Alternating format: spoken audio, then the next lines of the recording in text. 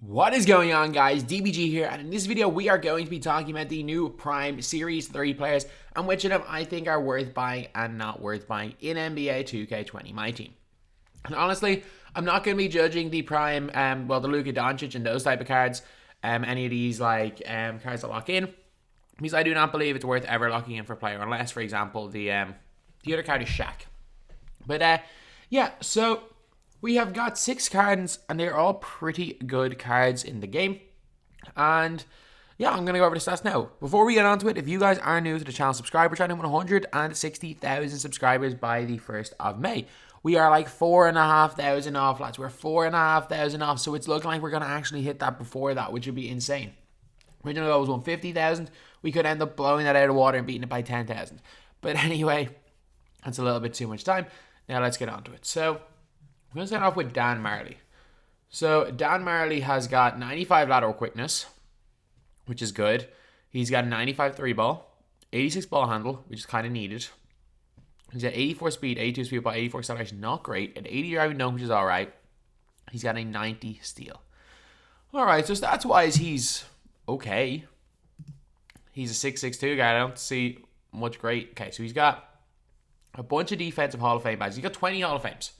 So we have to look, and there's no point even looking at this card like he's this elite card because he's going to be like 3k MT. So that's the way I'm going to be looking at this card, as if he is 2 to 4k MT, which is his price, which is going to be his price. So you've got no playmaking badges. Like even a quick first step would be nice. So he is not going to go by people on the dribble at all. He has got a bunch of shooting and a bunch of defensive badges though. So his defensive badges are really good.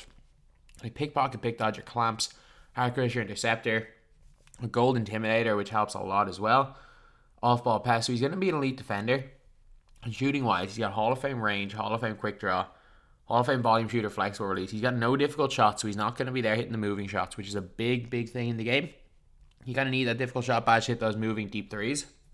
Would like for that to have been at least gold. Other than that, though, Deadeye would be a nice badge to have. And he's okay. His badges are alright. So it's kind of hard to think about where I put this guy. So he's basically going to play the Klay Thompson Ruby type role on one of the budget teams. Like if you're on an extreme budget, after Lance Stevenson, he's probably the next best 2 guy to get because he does a little bit more than what Landry Fields gives you. So like if you're on an extreme budget and he is like 2 to 3 KMT, which he's very likely to be. He's almost certainly going to be 2 to 3 KMT. He actually probably is worth a pickup. Now we're on to Sharif Abdur-Rahim. So I've looked at these cards' stats beforehand. If his release is good, which I'm pretty sure it is, he could be the most interesting of all these cards. So he's got no bad stats, and the hope is that he's going to be around 6 or 7 KMT. There's definitely potential for him to be around the 6-7 KMT mark, and maybe even lower. But he's got a 50 shot IQ, which is always a good sign because that means they're trying to manipulate the overall. He's 6'9", small forward / power forward, so he's got okay height. He's low, like apart from passing accuracy, passing IQ, and block, he's got everything else over 80. With a really good post game. He's got pretty good speed, good right mid range in 3. He's overall decent on defense. Lateral quickness of 81 is a little bit slow to play at small forward position. But he might be okay at power forward. That is a little bit slow, but let's have a look at the badges. Okay. So he has 25 Hall of Fames, and he has every really important badge at least gold for a small forward. So he's got downhill and quick first steps, so he is going to blow by people. He's got Hall of Fame Intimidator and Hall of Fame Clamps. That kind of helps big time with his lack of lateral quickness. And let's see what badges he doesn't have. He does not have pick dodger, so I would not play him at small forward. You can absolutely abuse. If you do come up against him, if you do come up against a Sharif, just abuse him in pick and rolls.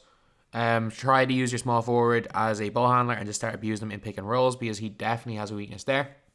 He's got a lot of really good inside badges, like Deep Hooks, Hall of Fame is a really good badge. He's got quick draw, gold, range extender, gold. Honestly, this card is like another Danny Manning. Like this card is just literally another Danny Manning. So in terms of diamond cards, in terms of cheap cards, he could be really good. Like, because I know Manning has gone up a little bit in price. If he's actually cheaper than Manning, he could be quite good because he's all right. Like he is definitely a pretty decent card. Like I wouldn't say he's exceptional, but he's pretty decent, and he's just overall kind of just solid at everything. He's a solid card. Now we've got Dino Radja. And this is a 6'11 center. Okay, so he's a power forward. Wow. Oh my god, these stats are good. Man, if he has range, he's a demi. Like, this is basic. Like, if he has range, he's basically Dave Cowens from last year.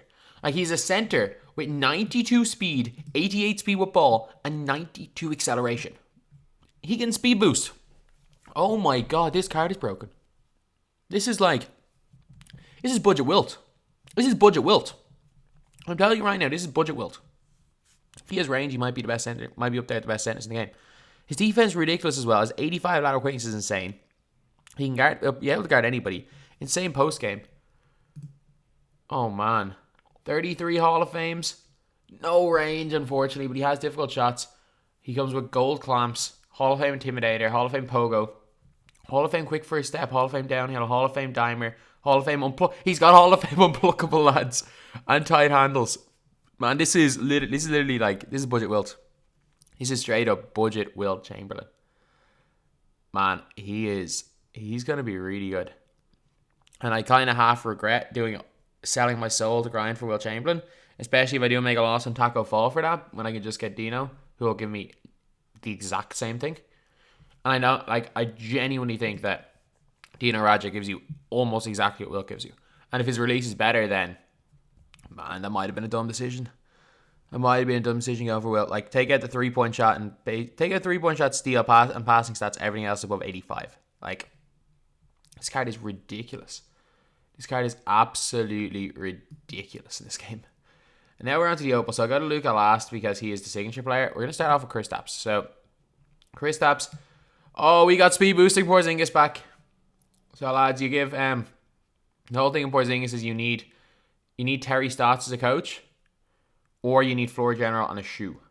You need either one or the other. So, floor general on a shoe or Terry Stotts as a coach and floor general, and we'll be seeing speed boosting kristaps again. He's got 97 3 ball, 97 mid, strength of 80, which is the same as Bowl. He's got 97 block, 79 lateral quickness, which is actually not bad. 79 steal, really good rebounding stats, great post game. Let's see the badges though. He's got 40 Hall of Fames. Hall of Fame quick first step, Hall of Fame downhill. Wow. Every shooting badge at least gold clip steady. And slippery off ball is the only one that's not Hall of Fame. Defensive badges, as he doesn't have pick dodge, you don't need that for a center. Man, this card's going to be good. This could be the best center in the game. This could honestly be the best center in the game. This is like Bol. This is like Bol, but he's taller. And I actually I think kristaps might have better animations. So, yeah, within a week, Bol might have become obsolete.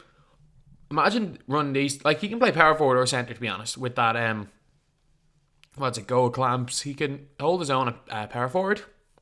And imagine running with Taco at power forward, Bol at Taco at center, Bol at power forward.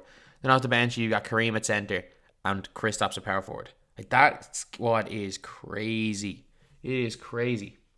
And all I'm going to say is, with these stats, thank God for position locks, because I genuinely think you would have seen a lot of I don't know, just someone like, let me think, Giannis at the 1, Bol at the 2, kristaps at the 3, I don't know, Taco at the 4, or Kareem at the 4 and Taco at the 5. Like, you would genuinely have seen that team. And that team would have been ridiculous if there was no position locks. So, thank you for position locks, I guess. Thank you, 2K. Because these broken cards would be even more broken if they could play small forward. Or a 2 card. Now we got Trae Young. Trae Young's a 6'2 point guard. Got a 99 perfect 3 ball. He's not really going to dunk. Guessing his tendency's probably 80 though. Defensively, he's actually got really good lateral quickness and really good perimeter defense. A really good steal as well. I'm telling you though, his handle is elite. Sorry, his jump shot's elite. So he's got basically all the shooting badges you need, Hall of Fame.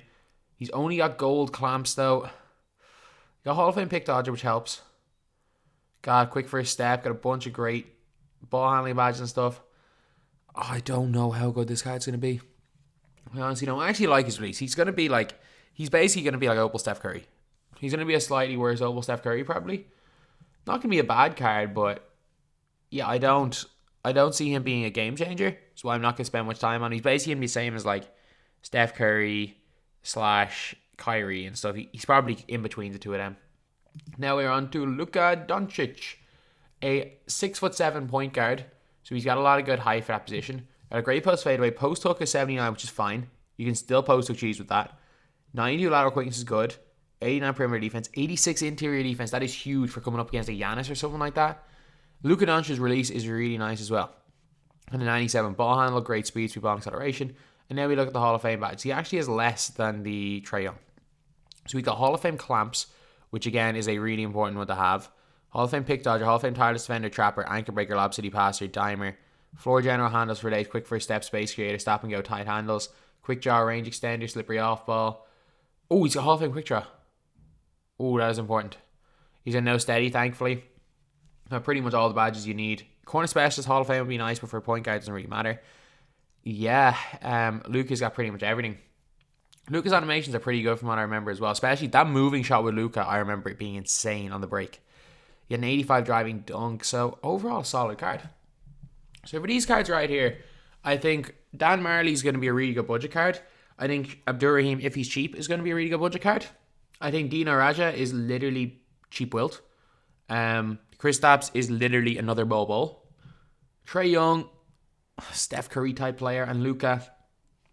Luka's like, no, we haven't really seen anything like Luka before. Like a much better Penny Hardaway, I guess that's how you compare him.